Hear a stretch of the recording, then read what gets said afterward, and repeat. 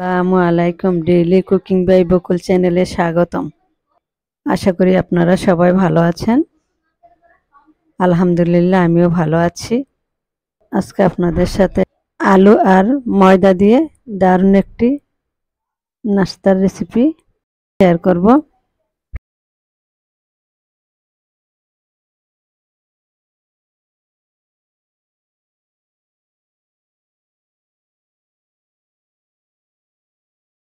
বানানোর জন্য একটা বাটি নিয়েছি, 2 কাপ ময়দা দিয়ে দিলাম, স্বাদ মতো লবণ দিয়ে দিলাম, দিয়ে এখন 3 টেবিল চামচ সয়াবিন তেল দিয়েছি, দিয়ে ভালো করে ময়দাটার সাথে মেখে নিচ্ছি। ভালোভাবে তেলটা মিশিয়ে অল্প অল্প করে পানি দিয়ে একটা ডো তৈরি করব।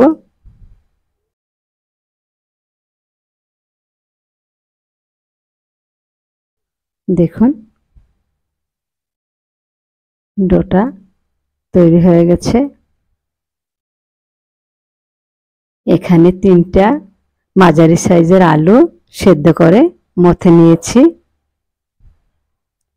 দিয়ে দিব এখন কিছু কাঁচামরিচ কুচি, ঝালটা আপনাদের পছন্দ মতো দিতে পারেন, কিছু ধনেপাতা কুচি,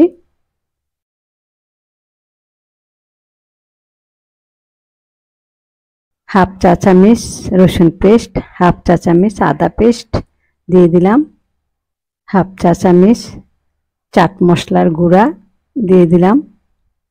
চাট মশলার গুঁড়াটা দিলে ফ্লেভারটা ভালো লাগে, স্বাদটাও বাড়িয়ে তোলে।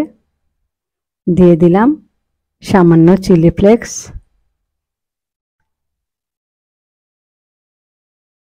স্বাদ মতো লবণ দিয়ে দিব, সামান্য হলুদের গুঁড়া অ্যাড করব, সামান্য জিরার গুঁড়া, সামান্য ধনে গুঁড়া দিয়ে দিলাম। দিয়ে ভালোভাবে মশলা আলুর সাথে মথে নিব। আলুটা মথার পর নরম হয়ে যায়, সেই কারণে দিয়ে দিলাম 2 টেবিল চামচ কর্নফ্লাওয়ার,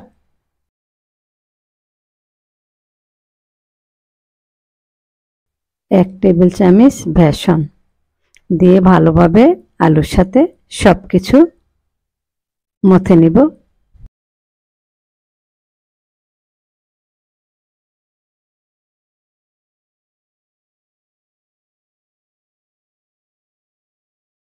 আলুটা এক পাশে রেখে দিয়েছি, এখন রুটি বেলে নেব।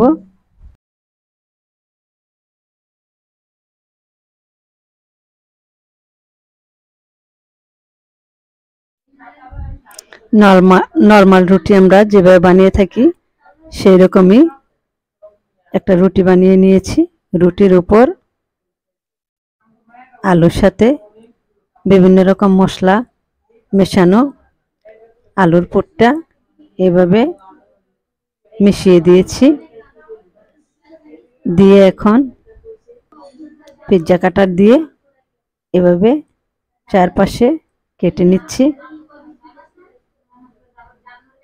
সুন্দর একটা ডিজাইন হবে।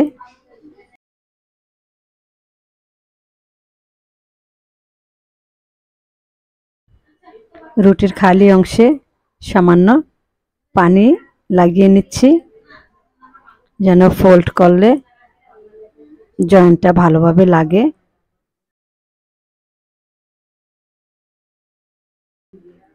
এভাবে আলতোভাবে মুড়িয়ে নিচ্ছি।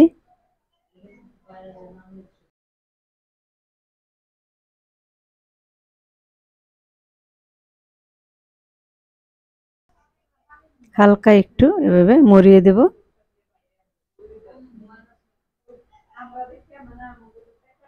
দেখুন কি সুন্দর লাগছে। আবারও আরেকটি বানিয়ে দেখাচ্ছি। এভাবে করে সবগুলা বানিয়ে নেব।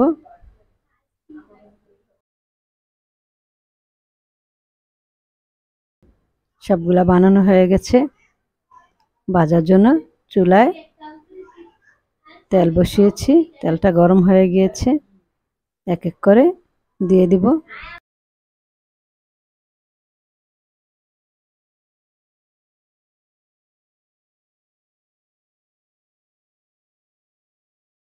মিডিয়াম আঁচে উল্টে পাল্টে ভেজে নিয়েছি, ভাজা হয়ে গেছে, তুলে নিচ্ছি।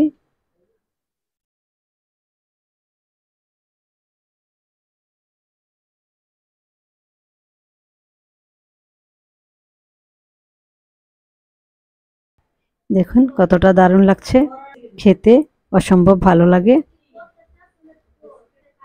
শুধু আলু আর আটা দিয়ে এভাবে মজাদার একটি নাস্তা তৈরি করে আমরা খেতে পারি, ঝটপট তৈরি করা যায়।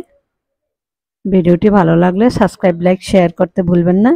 যারা করেছেন তাদের অসংখ্য ধন্যবাদ। আগামী দিন নতুন রেসিপি নিয়ে হাজির হব। আজ এ পর্যন্তই। আল্লাহ হাফেজ।